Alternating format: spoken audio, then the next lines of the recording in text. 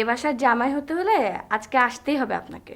আচ্ছা ঠিক আছে, আমি আসছি, কিন্তু দেখো যদি কোনো উল্টাপাল্টা হয় না সেটা কিন্তু সামলাতে হবে তোমাকেই। হ্যাঁ, ওকে ঠিক আছে, রাখি।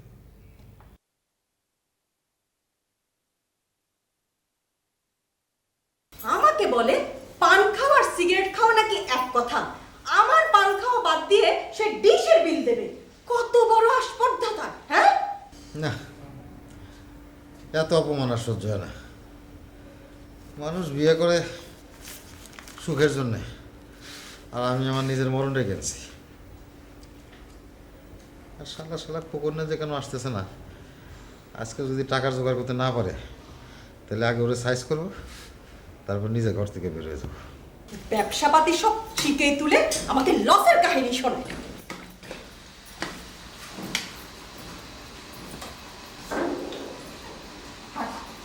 আর লাভের অংশ যায় ওই সুন্দরীর কাছে। আর টেলিফোনে আবার কত ইটিশ পিটিশ প্রেম। আটকুড়া বেটার রং ঢং দেখে আর বাঁচি না। আটকুড়া? আটকুড়া মানে এটা কি?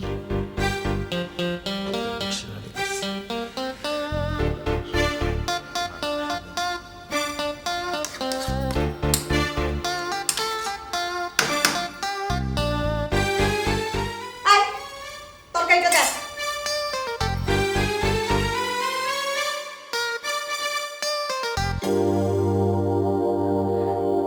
খোকন ভাই আসেন।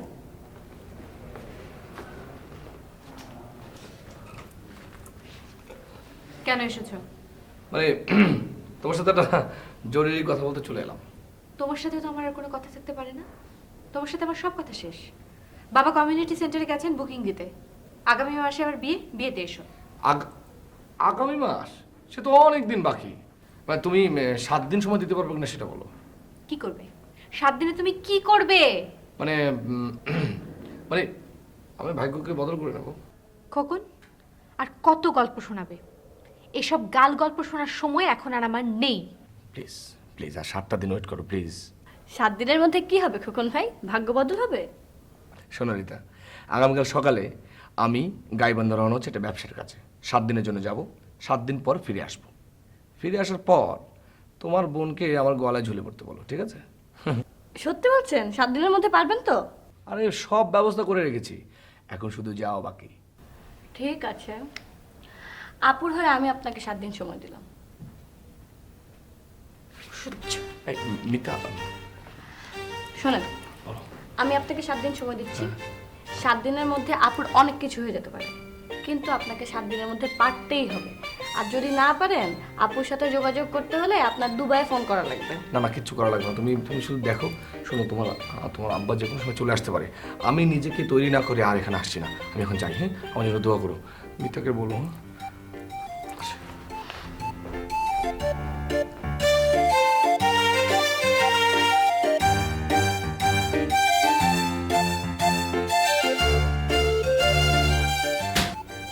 আসুন, বসুন। Good evening. Good evening. এক রাতের ভিতর চেহারা দেখছি একেবারে আমূল পরিবর্তন করে ফেলেছো। ভালো, খুব ভালো। স্বামীরা আবার স্ত্রীদের এই বহুরূপী সাজটা খুব পছন্দ করে, যাকে বলে ভেরিয়েশন। স্বামীরা পছন্দ করে মানে? আপনার যদি এতই ভ্যারিয়েশন পছন্দ, তাহলে কি আপনার ওয়াইফকে বলেন। এখানে এসেছেন কেন? হাত চটে যাচ্ছ কেন? শ্যালকের বিয়ে দিচ্ছি, তার মানে তো এই না যে আমার কোনো স্বাদ আহ্লাদ নেই। শ্যালক যতদিনে এসে না পৌঁছাচ্ছে ততদিন শ্যালকের জায়গায় আমি প্রক্সি দিলে কোনো অসুবিধা নেই তো। আর লিটল মিস্টেক। আপনি যাকে প্রক্সি দিতে এসেছেন সে আমি না, আমার বড় বোন। আপনি একটু ওয়েট করুন, আমি ওকে পাঠিয়ে দিচ্ছি। ও, এটা আপনি আপনার প্রক্সিকেই দিবেন?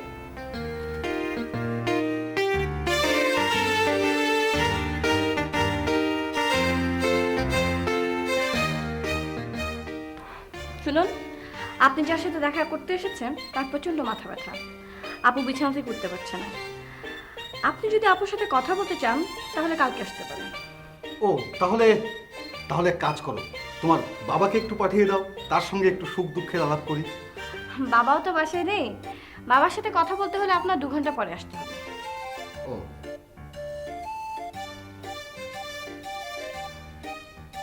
ফুলটা তোমার আপুকে দিও।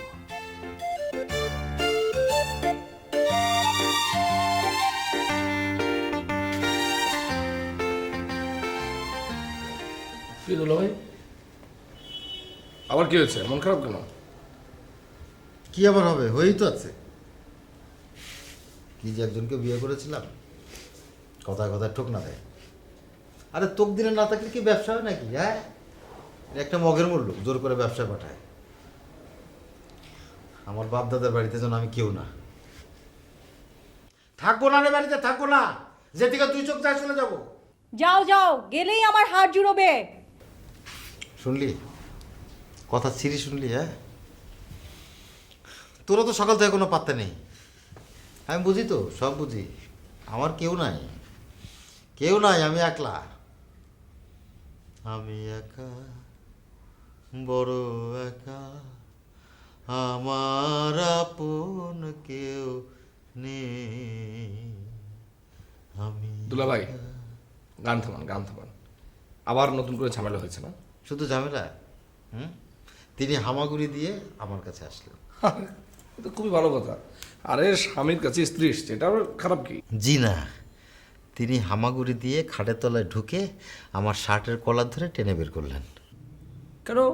খাটের তলায় কি? আপনি কেন ঢুকেছিলেন ওখানে? কেন ঢুকি বোঝো না? তোমার বোনকে চিনো না? যাব যাব, আমি বিভাগী হয়ে যাব। শোনেন দুলা ভাই, বিভাগী হওয়ার কোনো দরকার নেই। নতুন একটা ব্যবসার লাইন পেয়েছি, আপনি শুধু আমার সাথে যাবেন। আপনার সাহায্য খুব দরকার। সত্যি? হ্যাঁ সত্যি, আমাকে নিয়ে যাবি? কবে, কখন, কোথায়? শোনেন, আস্তে করে শোনেন, কাউকে কিছু বলবেন না। কাল সকালবেলা উঠে দুজন মিলে একসঙ্গে হাওয়া হয়ে যাব। ব্যবসা শেষে সফল হয়ে বাড়িতে ফিরে সবাইকে চমকে দেবো। পারবি তুই কখন? আমরা আবার ব্যবসা যাচ্ছি। খবরটা আর এই কথা আপাকে ভুলেও জানানো যাবে না।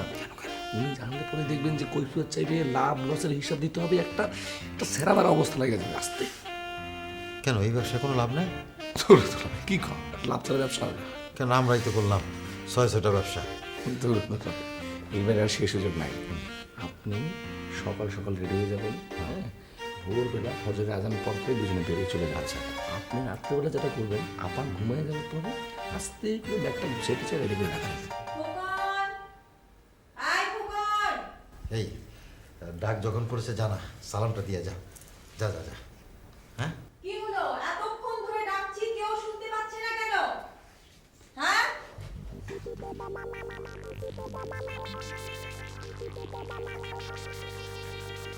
কি রে, ডাকছি শুনতে পাচ্ছিস না তুই? বলেন। তোর বিসিএস এর বয়স শেষ হতে আর কয় মাস বাকি?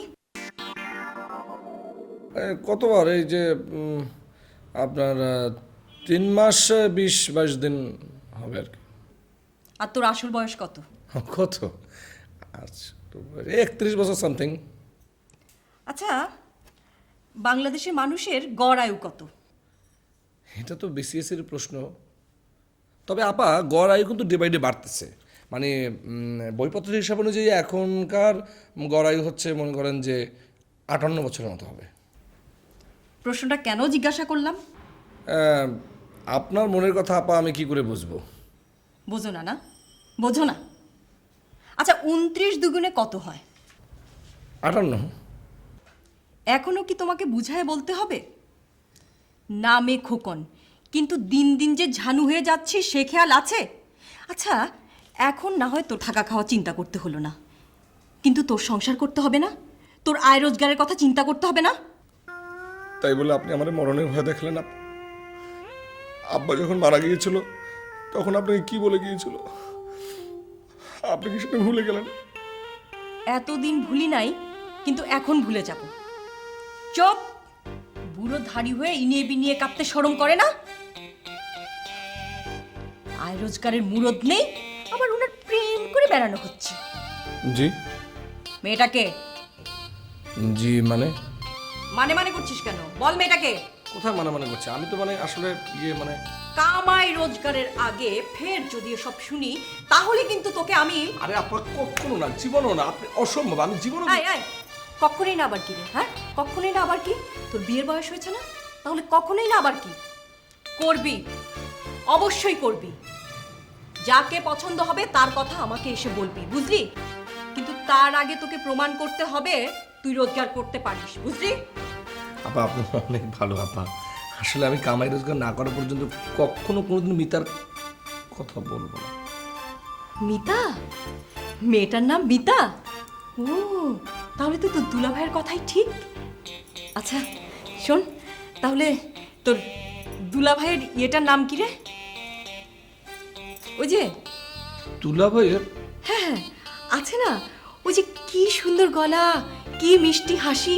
এই বল না, বল না, নামটা একটু বল না, বল না। আছে আছে না, নামটা একটু বল না, বল। তো জোরে তো বলা যাবে না, দুলা ভাই শুনতে পারে, কান দাও। আসিয়া? আসিয়া ইয়ার কি মারিস? হ্যাঁ, আমার হাড়ি খেয়ে আর আমার সাথে তুই ইয়ার কি মারিস? যা ভাগ, শয়তান কোথাকার।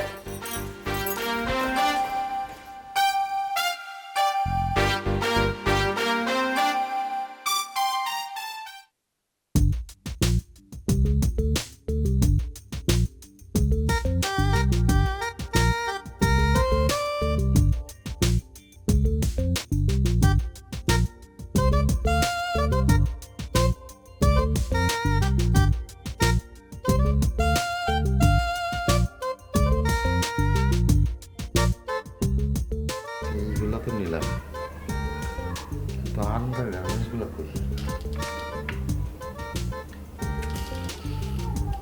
সেগুলো তো খুঁজে পাচ্ছি না।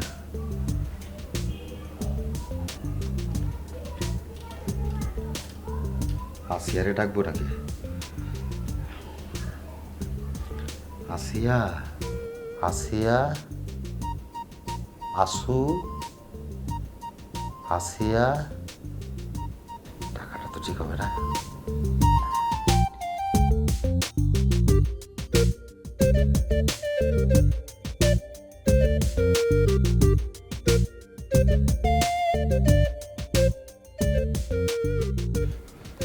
কখন? কে? কখন? আমি। তুলা ভাই?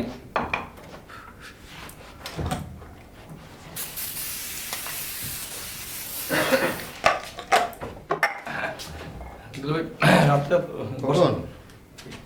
ওই বিষয়টা হলো যে, আরে ঘরের মধ্যে স্প্রে করছো কেন? জি? ও মশা তো দুলা ভাই, অনেক মশা এখানে। তো মশার জন্য মসকুইটো কিলিং স্প্রে করলে পারো। এই সমস্ত টয়লেট মার্কা স্প্রে। দুলা ভাই কিছু বলতেন? না, ঘটনা হলো যে তোমার কথা মতো তোমার আপাকে তো বিষয়টা জানাই নাই। জি। এখন কাপড় চোপড় তো কিছুই খুঁজে পাচ্ছি না, কারণ তোমার আপাকে তো না জানিয়ে কোনো উপায়ও দেখছি না। জি। ও দুলা ভাই কাজ করেন, ওই যে সালমা আছে না, হুম, সালমাকে ঘুম থেকে দেখান। কারণ সালমাই তো ভালো জানে কোথায় কোন জিনিস থাকে, তাই না? ভালো বলছো তো, গুড আইডিয়া। জি।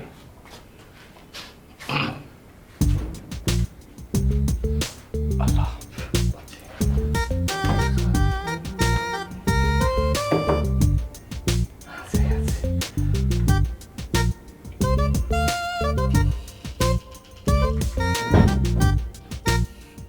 এই, তুমি আর তোরা তো ওখানে কি করছো?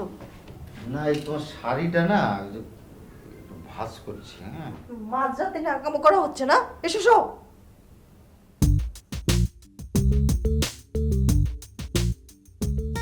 দিনের বেলা গাল বন্ধ করার সময় হুঁশ থাকে না, আর রাইতের বেলা পিড়িতি। আমি চলে গেলে টেরটা পাবা। গাল মন্দ করার স্বভাবটা তখন যদি যায়।